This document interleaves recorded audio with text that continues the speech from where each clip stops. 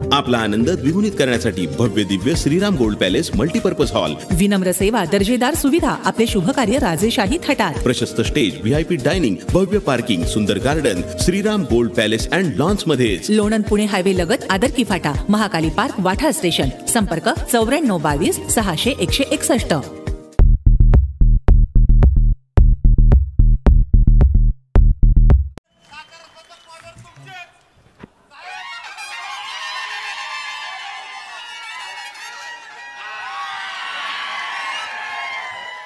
बहुजन कष्टकरी जनतेची आद्य गणमाता निवृत्ती, बळीराजा तथागत गौतम बुद्ध, महात्मा फुलेंनी ज्यांना जहामर्द म्हटलं ते मोहम्मद पैगंबर येशू ख्रिस्त, देशाला समतेची परंपरा देणाऱ्या वारकरी संप्रदायाचं प्रतीक श्री विठ्ठल, छत्रपती शिवाजी महाराज, अहिल्याबाई होळकर, महात्मा ज्योतिराव फुले, सावित्रीबाई फुले, कार्ल मार्क्स, राजर्षी छत्रपती शाहू महाराज आणि या देशाच्या डॉक्टर बाबासाहेब आंबेडकर, लोकशाहीर कॉम्रेड अण्णाभाऊ साठे आणि देशाच्या स्वातंत्र्यासाठी ज्यांनी ज्यांनी आपले प्राण अर्पण केले, संयुक्त महाराष्ट्राच्या चळवळीपासून स्त्रिया, कामगार आणि शेतकऱ्यांच्या चळवळीमध्ये ज्यांनी प्राण अर्पण केले त्या सर्वांना वंदन करून मी थोडक्यामध्ये काही मुद्दे आपल्यासमोर मांडण्याचा प्रयत्न करणार आहे. या ठिकाणी आपली जे काही सभा जमलेली आहे हा एक जनतेचा संघर्ष आहे. हे एक एका अर्थानं युद्ध आहे. या युद्धाच्या एका बाजूला हुकुमशाही आहे आणि दुसऱ्या बाजूला लोकशाही आहे. आपण सर्वांनी जो पराभव करायचा आहे तो हुकुमशाहीचा पराभव करायचा आहे आणि तो पराभव करत असताना लोकशाहीला विजय मिळवून द्यायचा आहे. ही हुकुमशाही ही अदानी अंबानीची हुकुमशाही आहे. ते 67 जण, 10 जण, 22 जण जे कोण आहेत या देशाची 70% संपत्ती त्यांच्याकडे आहे आणि त्यांच्या हातात सगळं आहे आणि उरलेली सगळी आपण जनता देशातली ही महागाई असेल, बेरोजगारी असेल, शेतीमालाला भाव नाही, या सगळ्या प्रश्नावर बेरोजगारी आहे. याच्यावर आपण आता जास्तीत जास्त दुःख भोगत आहोत.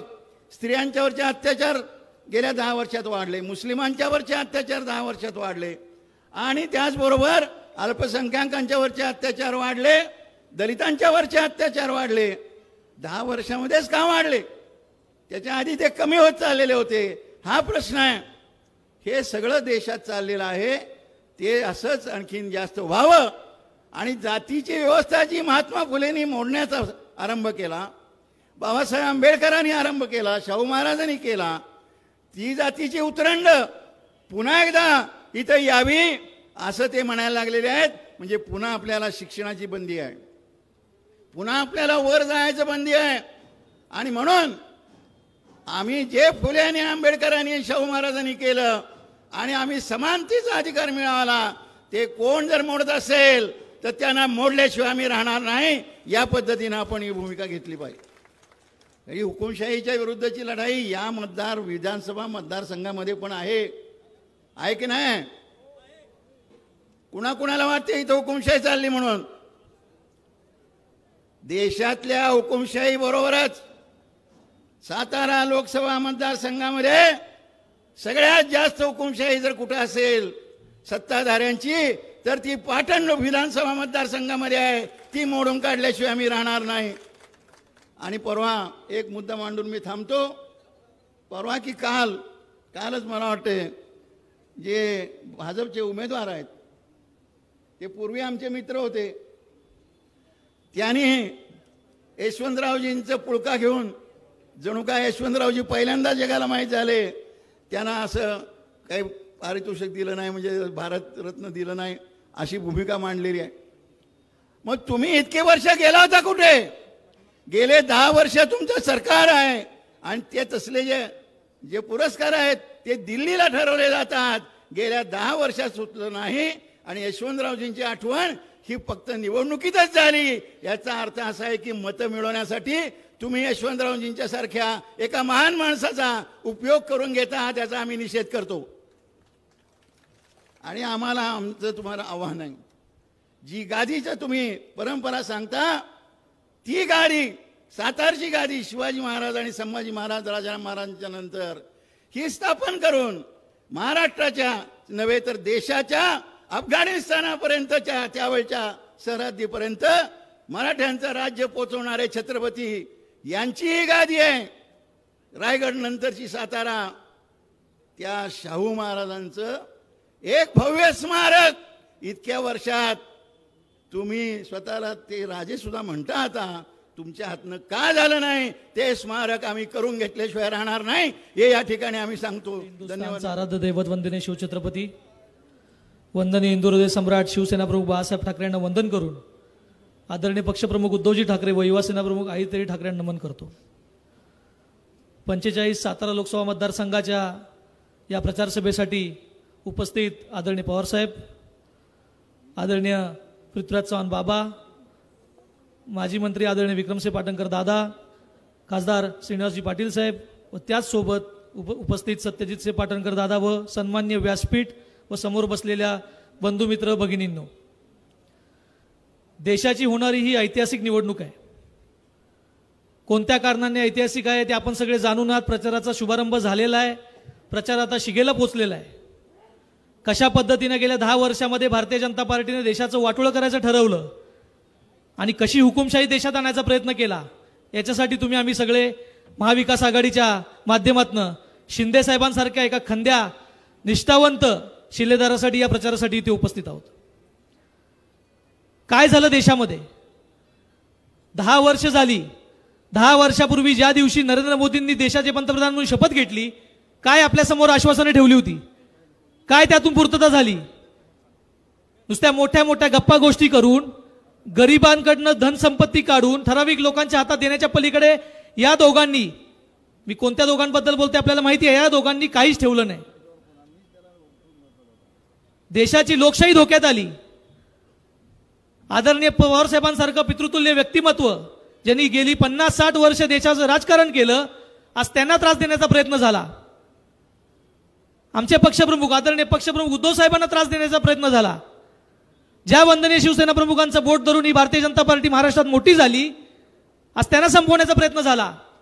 म्हणजे विरोधक सगळे संपवायचे, ज्यांचं बोट धरून ज्यांचे हात धरून तुम्ही मोठे झालात त्यांच्या जोरावरती बसायचं आणि जे काही महाराष्ट्राच्या वाट्याचं आहे, स्वाभिमानाच्या वाटणीचं आहे ते तुम्ही गुजरातला न्यायचं. याच्या पलीकडे तुमच्याकडनं काही झालं नाही. 70 वर्ष देशामध्ये काँग्रेसचं सरकार होतं. पवार साहेबांसारखे नेते, बाबांसारखे नेते सगळे तिथे दिल्लीमध्ये काम करत होते.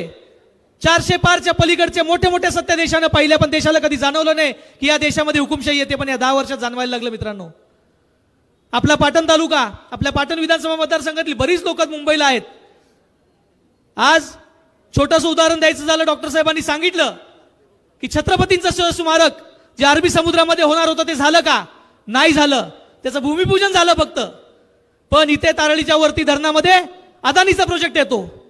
म्हणजे विचार करा, आपलं शिवस्मारक होण्यासाठी यांना अडचण येते, पण पाटण तालुक्यामधल्या जमिनी देताना हे कुठलाही मागचा पुढचा विचार करत नाही. त्याच्यामुळे आता आपल्याला विचार करण्याची वेळ आलेली आहे. एवढं सगळं एक होलवरती गेलेलं आहे. त्यामुळे सगळ्यांना पुन्हा एकदा विनंती करतो की आपल्याला येणाऱ्या 7 तारखेला तुतारीत पकडलेला माणूस हे आपलं चिन्ह घराघरापर्यंत न्यायचं आहे. वेगवेगळ्या विचारसरणीचे आपण सगळे एकत्रित एका ठिकाणी आलेलो आहोत. त्याचं कारण आता ही आपल्या अस्तित्वाची लढाई आहे, आपल्या स्वाभिमानाची लढाई आहे. आणि हे सगळं सांगत असताना पाटण तालुक्याबद्दल नाही बोललो तर थोडंसं समोर बसलेल्या श्रोत्यांना सुद्धा वाईट वाटेल.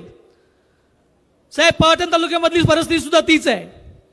आमच्याकडे सुद्धा एक बाल मोदी आहेत. सगळं ज्यांना आमच्या म्हणण्याप्रमाणे झालं पाहिजे असं वाटतं.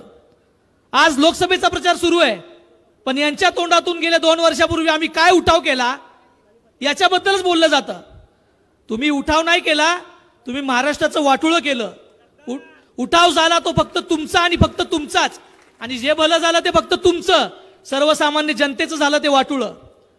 त्याच्यामुळे ही आपला ट्रेलर आहे.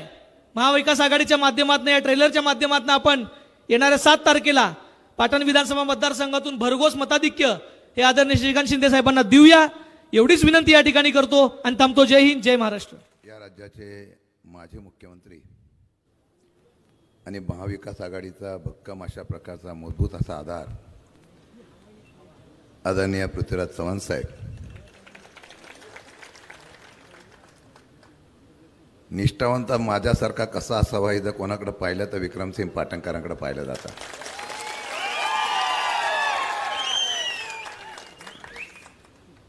ज्यांनी निष्ठावंतामुळे कायम पवारसाहेबांच्या पाठीमागे उभं राहिलं ते विक्रमसिंह पाटणकर साहेब.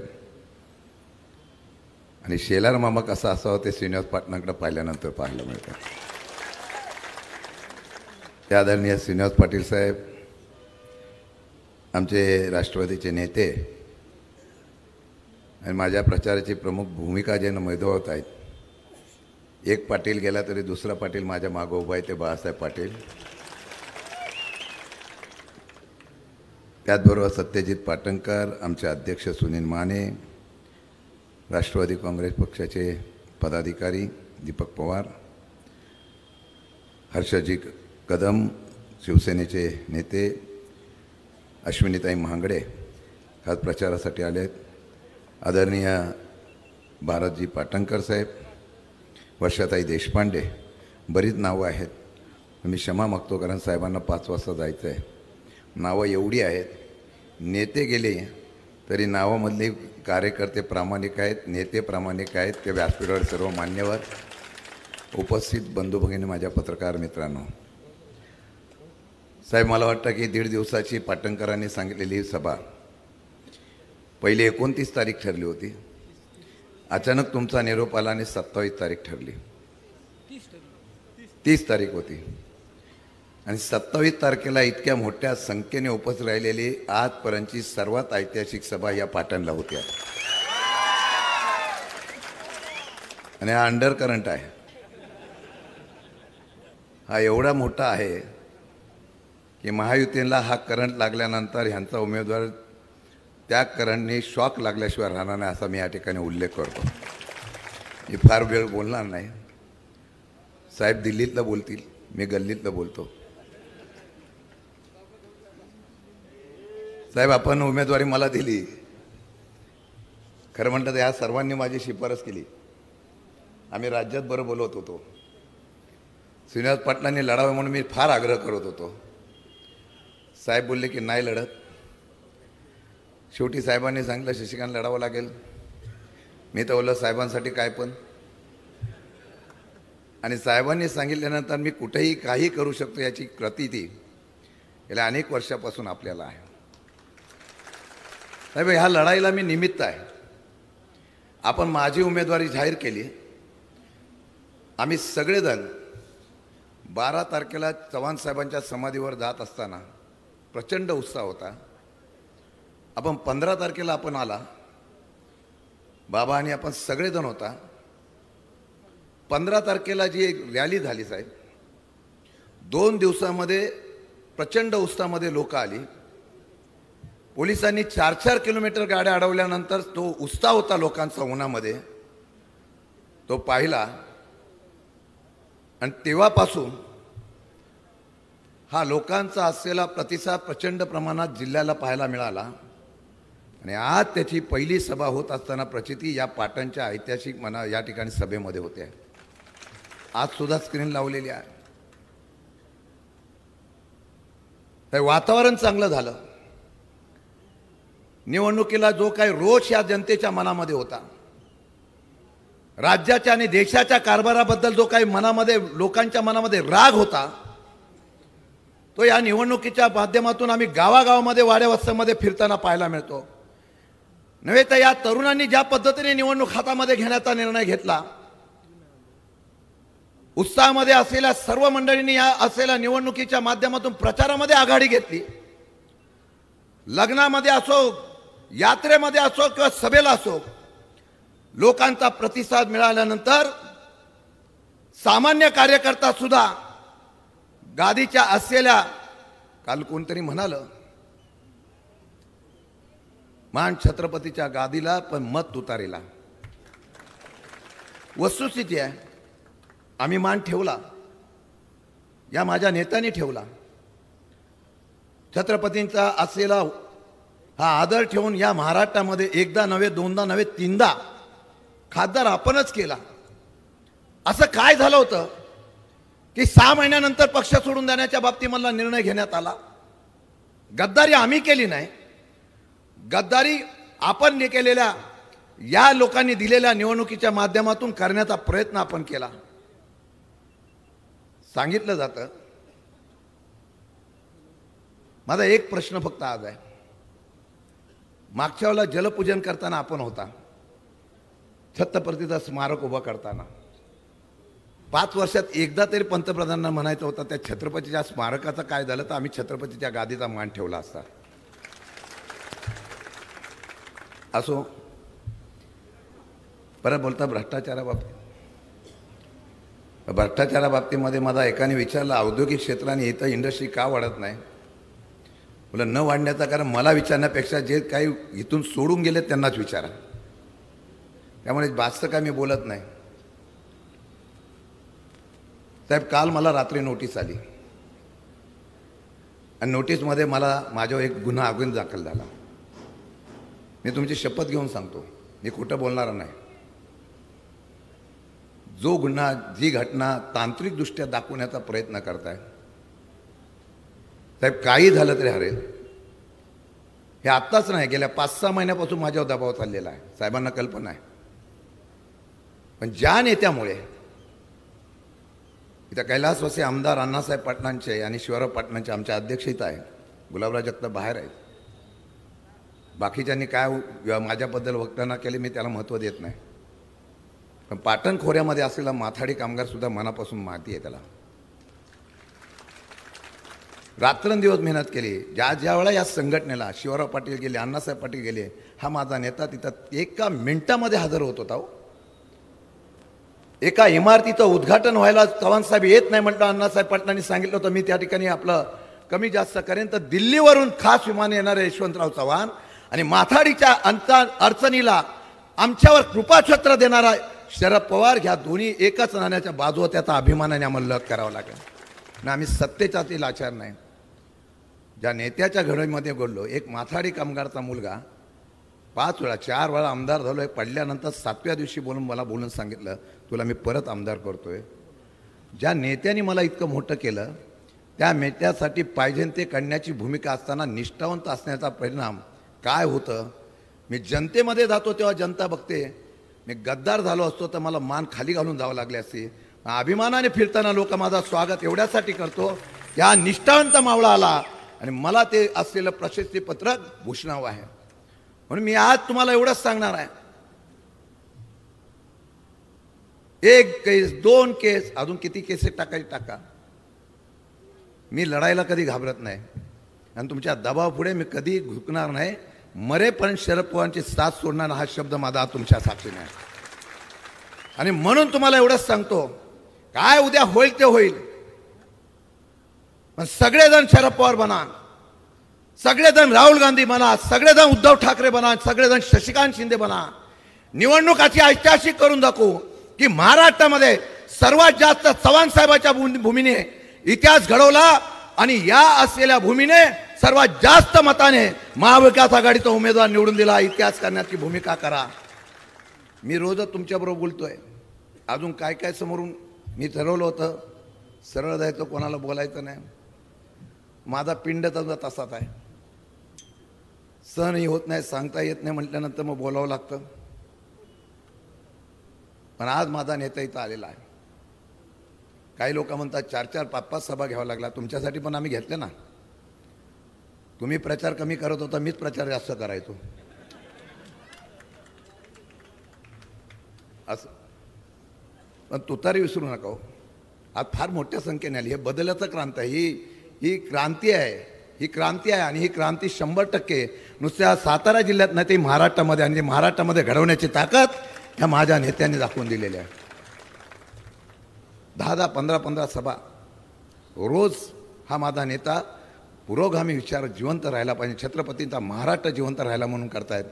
बाबा तुमचं मनापासून आभार व्यक्त करेन. बाळासाहेब आहेत, सगळे आहेत शिवसेनेचे आमचे नेते.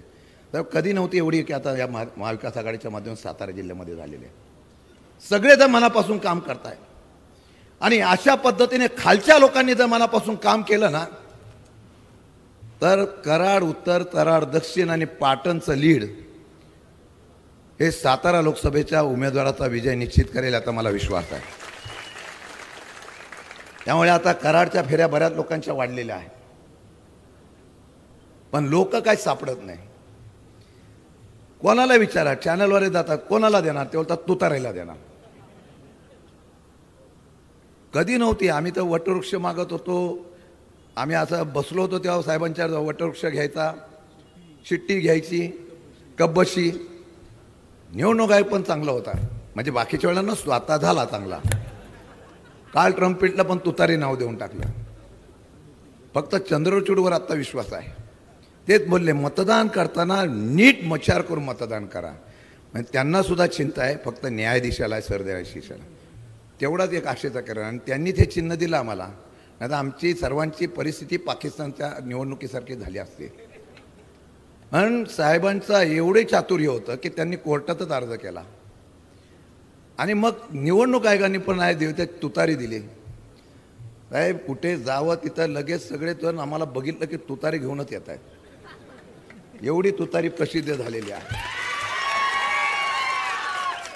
काल साताऱ्यामध्ये कॉलर उडवली होती, आज तुतारी वाजवत आहे.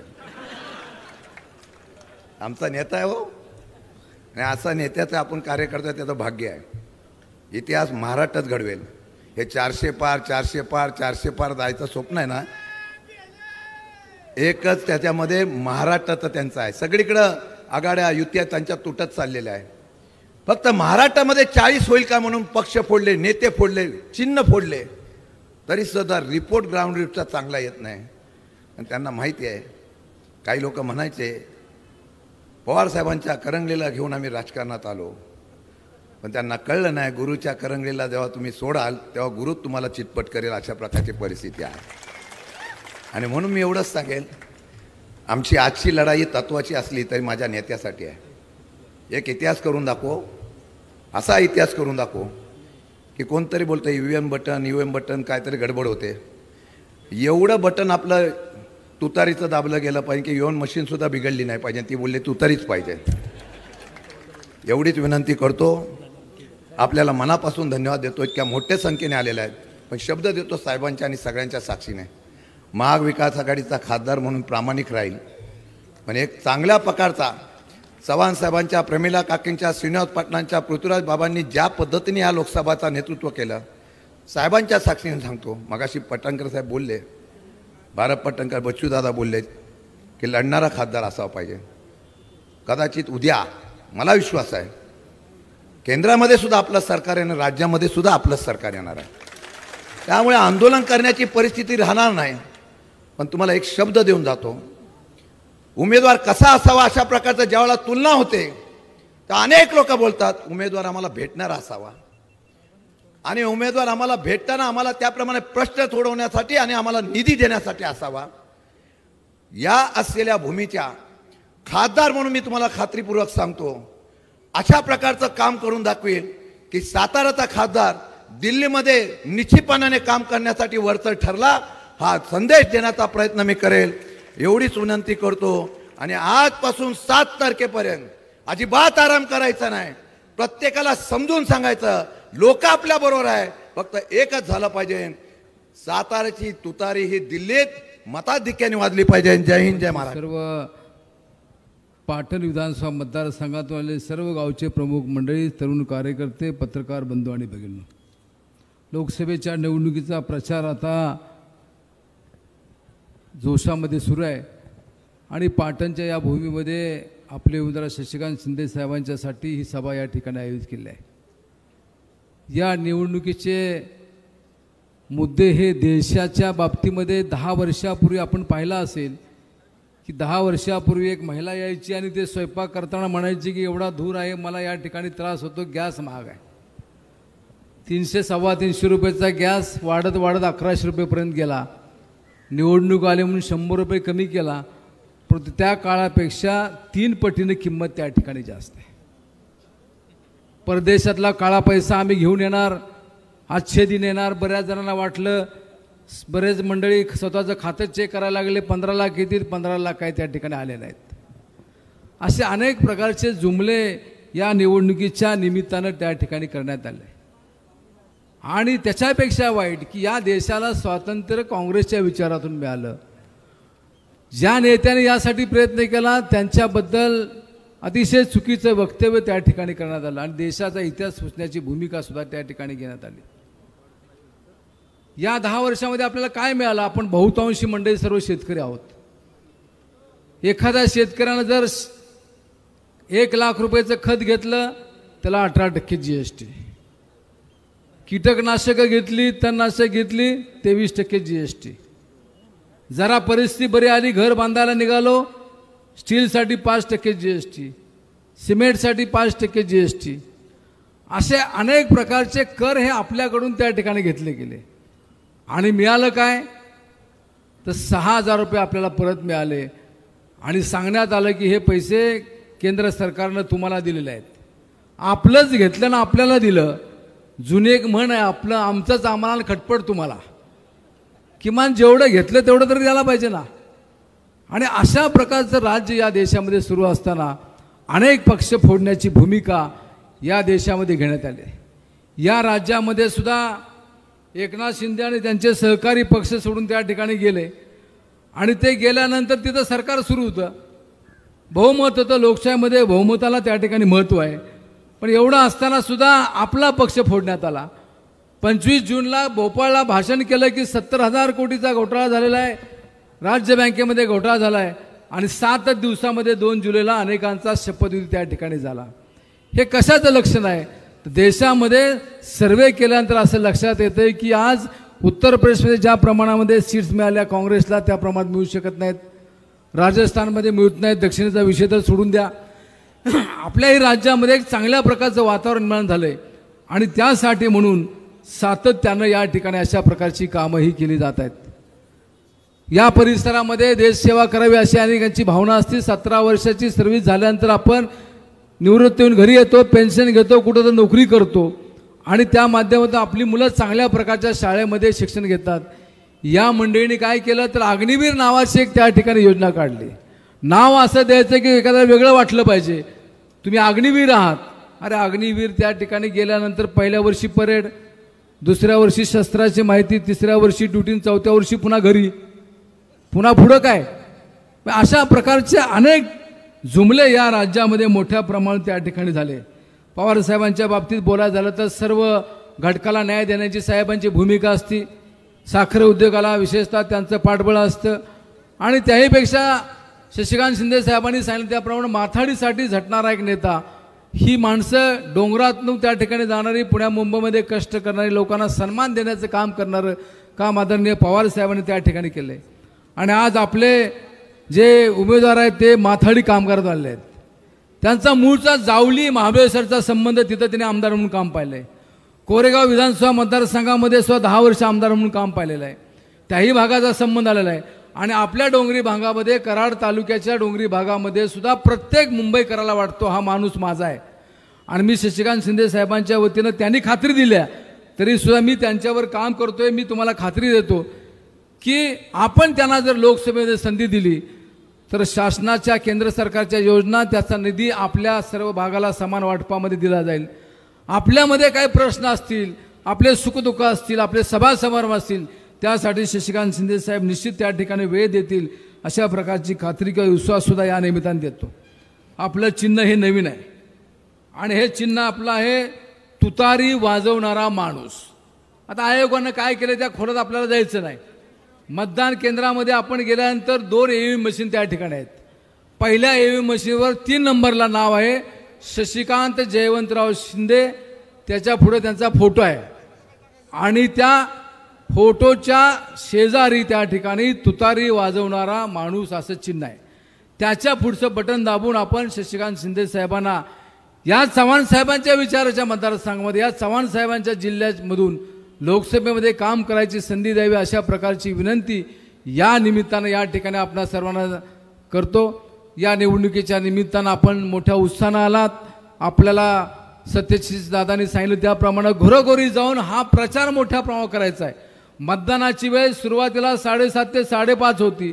आता आयोगाच्या लक्षात आल्यानंतर सकाळी 7 ते संध्याकाळी 6 केली. त्यामुळे त्या वेळेमध्ये मतदानाची टक्केवारी वाढली पाहिजे, यासाठी आपण सर्वांनी प्रयत्न करावा.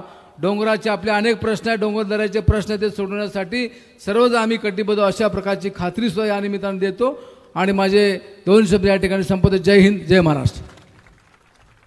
प्रचंड सभेकरता 2 दिवसात आयोजित केलेल्या सभेमध्ये पवारसाहेबांच्यावर प्रेम करणारे, दादांच्यावर प्रेम करणारे पाटणचे मतदार बंधू भगिनींनो, अत्यंत ऐतिहासिक अशी ही निवडणूक होत आहे. पहिल्यांदाच आज महाराष्ट्रामध्ये 6 वेगवेगळे पक्ष एकमेकाविरुद्ध ठाकलेले आहेत. 2 मोठे पक्ष राष्ट्रवादी काँग्रेस आणि शिवसेना यांच्यामध्ये कट कारस्थान करून, खोक्याचं राजकारण करून, ईडी CBIचा दबाव टाकून, काहींना आमिष देऊन हे 2 पक्ष फोडले. आणि या बिचाऱ्यांना वाटतंय की आमदार आमच्याकडे आले तर त्या आमदारांना निवडून दिलेले मतदार आपोआप आपल्याकडे येतील. तर तसं घडणार नाही. या निवडणुकीमध्ये नेते कुठे आहेत आणि आमदार कुठे आहेत याचा निर्णय होणार आहे. म्हणजे महत्त्वाची निवडणूक आहे. एवढंच नाही तर या निवडणुकीमध्ये या देशामध्ये आपली राज्यघटना, आपलं संविधान हे शिल्लक राहणार आहे की नाही, देशात लोकशाही राहणार आहे की नाही, पुन्हा निवडणुका होणार आहेत की नाही, याचा फैसला होणार आहे. आणि म्हणून ही निवडणूक ही अत्यंत महत्त्वाची आहे. अनेक माझे मंत्री मला सांगतात की काही काळजी करू नका, विरोधी उमेदवार आहे त्याला राष्ट्रवादी काँग्रेसने 3दा खासदार म्हणून पाठवलं, एकदाही आम्हाला भेटायला कधी परत आला नाही. आम्ही इथं काही मतं देणार नाही. पण कृपा करून बेसावध राहू नका. या निवडणुकीमध्ये एका बाजूला आम्ही 2 आमदार आहे, मी आणि बाळासाहेब, आणि तिकडे 4 आमदार आहेत. त्यांच्याकडे पालकमंत्री पद आहे. त्या पदाचा वापर, गैरवापर तुम्ही रोज बघताय. आणि एवढंच नाही तर संबंध एकनाथ शिंदे, फडणवीस, अजित पवार सरकार, त्या सरकारच्या विरोधात आपल्याला लढायचं आहे. आणि तेव्हा बेसावध राहून चालणार नाही. उमेदवार आला नाही, उमेदवाराला कोणी मत देणार असं म्हणू नका. या सरकारशी आपल्याला लढायचं आहे. आज आपल्याला माहिती आहे की जेव्हा विरोधी पक्षाच्या उमेदवारानं गद्दारी केली, 3दा निवडून दिला असताना लगेच खासदारकीचा राजीनामा देऊन पक्ष बदलला, पुन्हा रिंगणात उतरले. आणि त्यावेळेला निवासरावने 90,000 मतांनी पराभव केला. आणि त्यावेळेला तर 2 पक्ष होते, आता 3 पक्ष आहेत. मग आता पराभवाचं मार्जिन किती वाढलं पाहिजे? तीच माझी अपेक्षा आहे. पाटण तालुक्यातून, पाटण मतदारसंघातून प्रचंड मोठ्या बहुमतानं आपण ही निवडणूक जिंकायची आहे.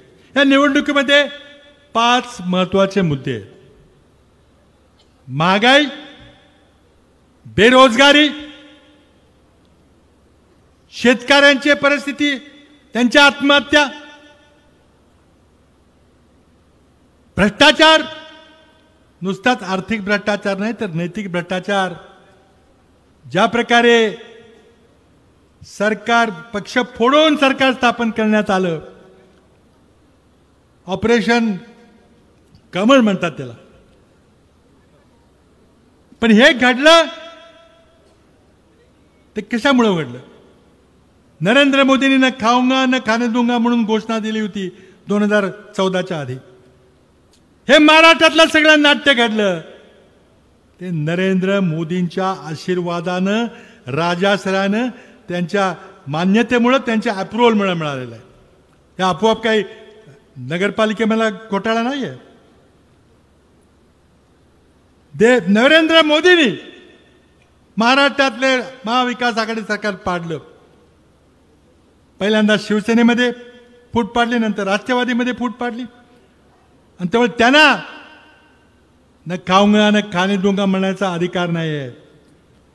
ईडी CBI, इन्कम टॅक्सची भीती, काही जणांना राज्यसभेच्या तिकीटं दिली, काही जणांना पैसे दिले, खोक्यांचा बाजार केला, घोडा बाजार केला.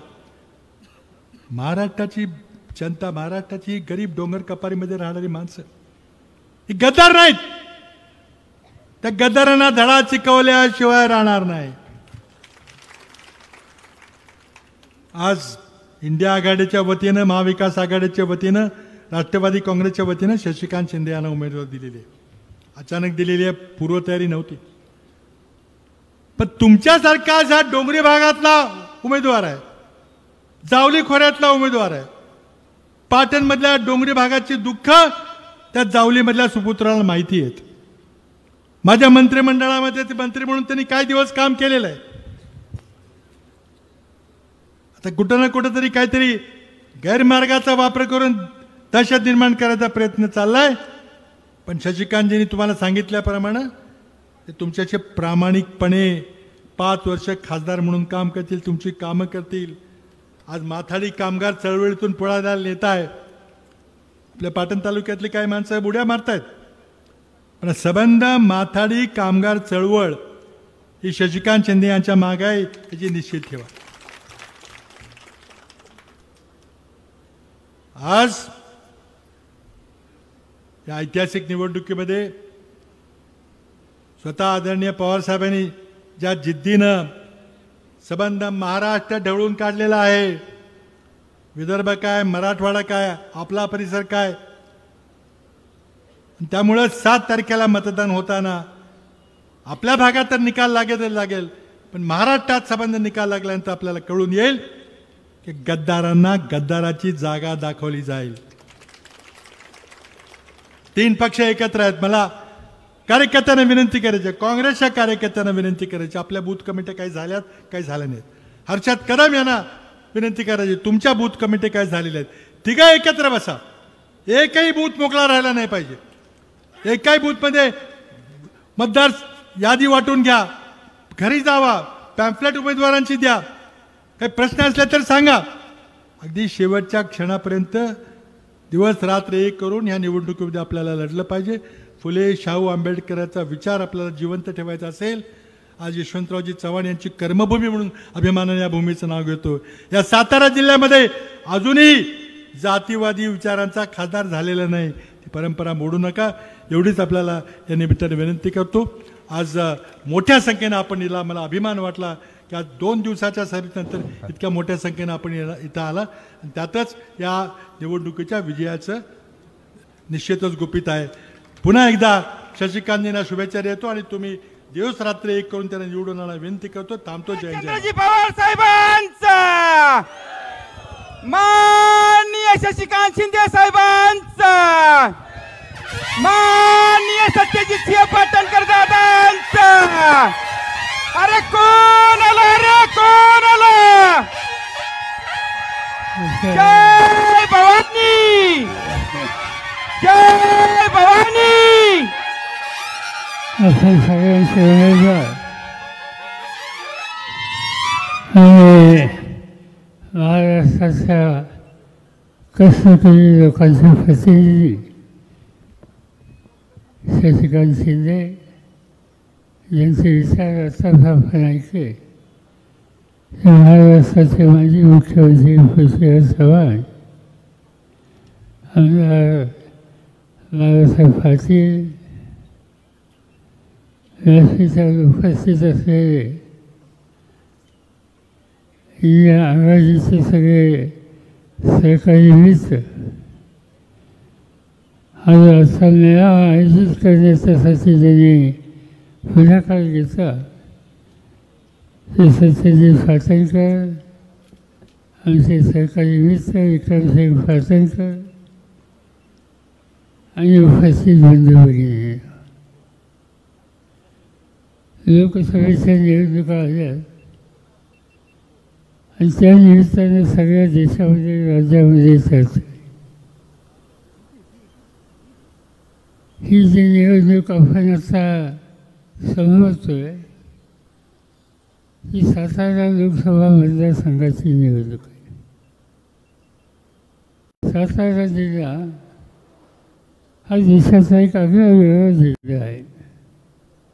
स्वातंत्र्याचा कालखंड जेव्हा होता, गुलामगिरीमध्ये आपण होतो, त्यावेळेला या देशामध्ये स्वातंत्र्य मिळण्याच्यासाठी ज्या जिल्ह्याच्या लोकांनी प्रचंड त्याग केला, इतिहास निर्माण करून ठेवला, त्याच्यामध्ये स्वतःचा उल्लेख करावा लागेल. अनेक मान्यवर त्यांनी यासाठी खस्ता खाल्ल्या, आयुष्याचा उरेलीचा काळ झुकून दिला. आणि स्वातंत्र्य मिळाल्याच्या नंतर त्या स्वातंत्र्याचा अर्थ सामान्य माणसाच्या जीवनात परिवर्तन हा रुजवण्याच्यासाठी त्यांनी कष्ट केले. 47च्या नंतरच्या काळात त्याच्यामध्ये पुन्हा स्वतः जिल्ह्याचा उल्लेख करावा लागतो. आणि त्याचं महत्त्वाचं कारण या जिल्ह्याच्या जुन्या शासनाचा एक सुपुत्र यशवंतराव चव्हाण यांनी स्वातंत्र्याचा अर्थ लोकांच्या जीवनामध्ये कसं परिवर्तन करण्याच्यासाठी घेणं शक्य आहे या संबंधीचा विचार घडवला. कुणीतरी सांगितलं म्हणे की या निवडणुकीमध्ये आम्ही काय करणार. त्याच्यामध्ये मागणी केली की चव्हाण साहेबांना भारत रत्न द्या. आनंद आहे, तुम्हाला मला प्रत्येकाला आनंद आहे. आणि मला आनंद आहे ही मागणी करणारे आत्तापर्यंत चव्हाण साहेबांच्या विचाराचा जोर आम्ही कधी पाहिले नाही. अनेक आम्ही त्यांच्यासाठी गोष्टी केल्या. पी जी फास्टांनी कराडमध्ये सुतीस्थळ निर्माण केलं आणि महाराष्ट्राचंच नव्हे तर महाराष्ट्राच्या बाहेरचे लोकसुद्धा चव्हाण साहेबांच्या संबंधी संगमावर श्रद्धा अर्पण करण्याच्यासाठी येत असतात. आम्ही लोकांनी महाराष्ट्रात असो दिल्लीमध्ये असो चव्हाण साहेबांचं नाव कसं राहील या संबंधीचे अनेक उपक्रम हातामध्ये घेतले. मुंबईमध्ये या अनेक उत्तम संस्था आहेत. त्याच्यामध्ये यशवंतराव चव्हाण प्रतिष्ठान ही संस्था आहे. आणि त्या संस्थेमध्ये महाराष्ट्राच्याच नाही देशासोबतच्या महत्त्वाच्या प्रश्नांचा विचार निर्णय सगळ्या पक्षाच्या लोकांना घेऊन केला जातो. आणि एक उत्तम स्मारक आज मुंबईमध्ये मंत्रालयाच्या समोर चव्हाण साहेबांचं झालेलं आहे. दिल्लीमध्ये अनेकांना माहीत नसेल देशाच्या पार्लमेंटमध्ये आज गेल्यानंतर सभागृहात जर पाऊल टाकायचं असेल तर पहिल्यांदा तिथं आम्ही चव्हाण साहेबांचा पुतळा उभा केला आहे. त्याला नमस्कार करूनच लोकांना आज जावं लागतं. या देशाचं संरक्षण मंत्री म्हणून चव्हाण साहेबांनी काम केलं. त्या खात्यामध्ये मी काम केलं, त्या खात्यामध्ये पृथ्वीराजांनी काम केलं. आणि संरक्षण खात्याचं जे कार्यालय आहे त्या कार्यालयाच्या दारामध्ये एक कर्तव्यगार संरक्षण मंत्री म्हणून चव्हाण साहेबांचा पुतळा आम्ही तिथे उभा केलेला आहे. देशाच्या रक्षणाच्यासाठी त्यांच्या खांद्यावर जबाबदारी आहे. ते घटक ज्यावेळेला आपल्या कार्यालयामध्ये जातात त्यांच्यासमोर प्रथम चव्हाण साहेबांचं दर्शन होतं. अशा अनेक गोष्टी चव्हाण साहेबांच्या योगदानाच्या संबंधीची कायमची नोंद व्हावी म्हणून सगळ्यांनी मिळून केलेलं आहे. आणि त्यामुळं हा विषय आम्ही कधी निवडणुकीचा केला नाही. हा विषय आम्ही कधी मतं मागण्यासाठी केला नाही. तेव्हा आज मी पहिल्यांदाच इतक्या ठिकाणी त्या संदर्भात काय केलं याचा उल्लेख या ठिकाणी करतो. ठीक आहे, निवडणुका आल्या, निवडणुकीच्या दृष्टीने आपली धोरणं आपला कार्यक्रम हा त्या ठिकाणी मांडण्याची जबाबदारी आहे. आज अनेक प्रश्न या ठिकाणी आहेत. ज्या 4-5 प्रश्नांचा उल्लेख विचारवाद्यांनी या ठिकाणी केला. महागाईचा सारखा प्रश्न आज ज्याचा उल्लेख त्यांनी या ठिकाणी केला. काय स्थिती आहे महागाईच्या संदर्भात? घर चालवणं आमच्या भगिनीने अवघड झालं, गाडी चालवणं अवघड झालं. 2014मध्ये पेट्रोलचा दर 71 रुपये होता. मोदी साहेबांनी जाहीर केलं की हातात सत्ता आल्यानंतर 50 दिवसाच्या आत मी पेट्रोलचा भाव खाली आणतो, डिझेलचे भाव खाली आणतो.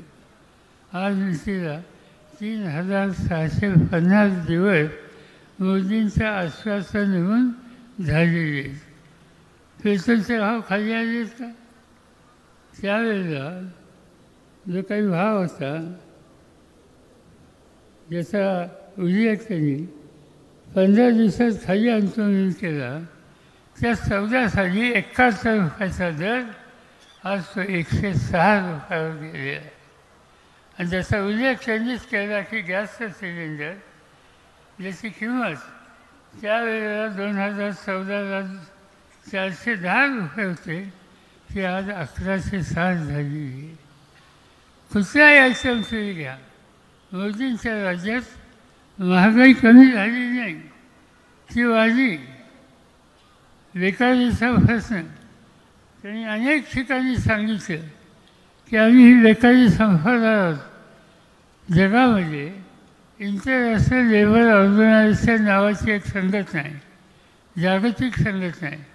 आणि जगाच्या नव्या पिढीला किती टक्के लोकांना काम करण्याचा अधिकार मिळाला याचं संशोधन अभ्यास ही संस्था करत असते.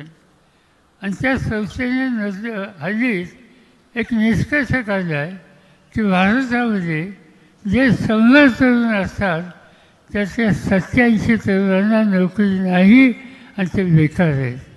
कशी बेकारी घालणार? याचा अर्थ एकच आहे, मोदी साहेबांनी आश्वासनं खूप दिली. उद्या ते या ठिकाणी येत आहेत, करायला येत आहेत. मला असं वाटतं की त्यांना प्रश्न विचारायचा लोकशाहीमध्ये आपल्याला अधिकार आहे की या गोष्टी तुम्ही करतो म्हणला, 2 वर्षात करतो म्हणला, 2 संपाली. आता 10 वर्ष होऊन गेली, त्याच्या कोणत्या गोष्टीची तुम्ही सोडवणूक केली हे या ठिकाणी सांगायची गरज आहे. माझ्याकडे असताना माझ्या मोबाईलमध्ये 10 वर्षापूर्वीचं सत्तेत येण्याच्या आधीचं त्यांचं भाषण आहे.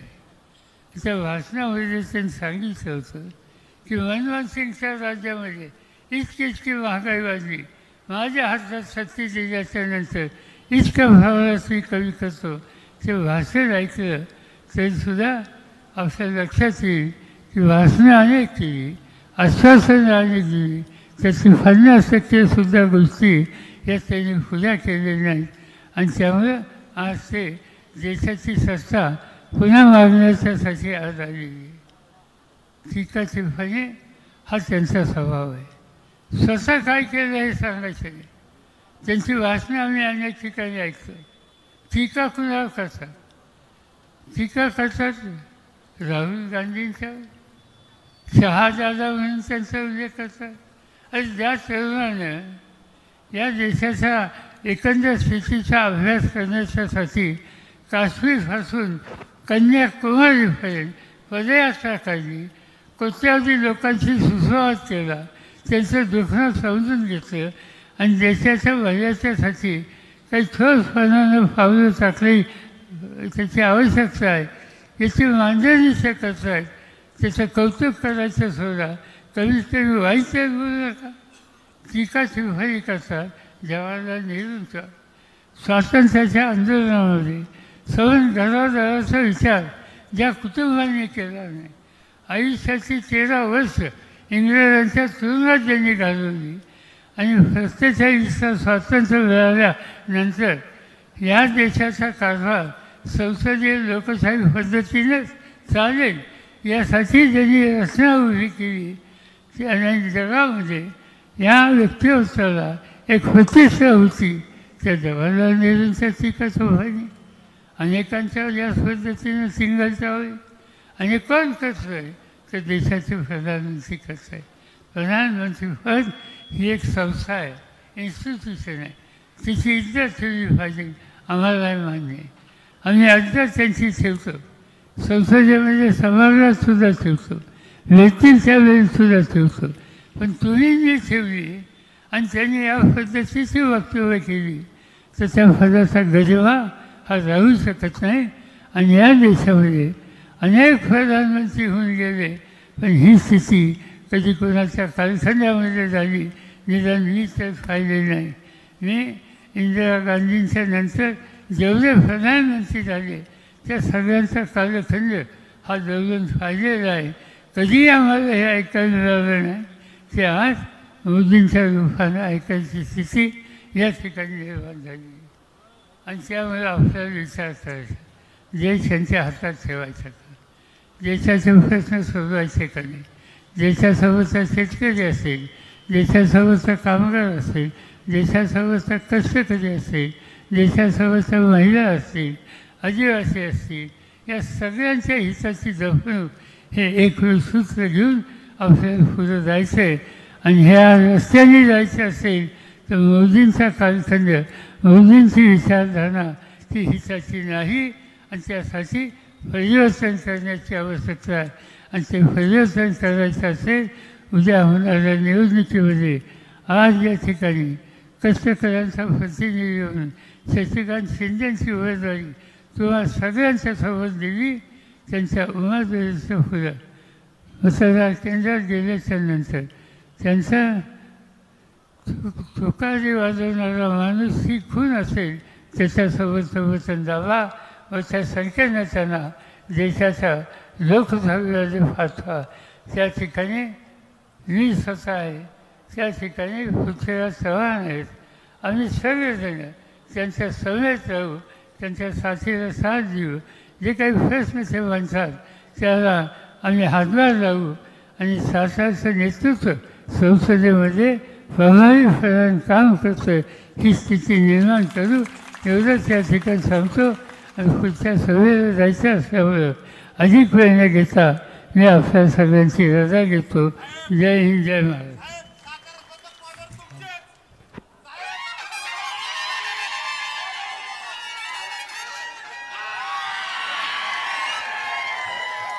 चार तारखेला साताऱ्याची पावसाची सभा महाराष्ट्राच्या आणि देशाची इतिहास घडवली. 4 तारखेला परत एकदा पवार साहेबांची सभा होते. असाच जनसमुदाय येऊ द्या आणि महाविकास आघाडीला साथ द्या. आज या ठिकाणी सातारा लोकसभा मतदारसंघातील माननीय आमदार शशिकांत शिंदे साहेब यांच्या प्रचारार्थ पाटण विधानसभा मतदारसंघातील सर्व प्रमुख कार्यकर्त्यांचा मेळावा या ठिकाणी झाला. यासाठी आपल्या सर्वांचे नेते आणि या देशाचे जाणते राजे आदरणीय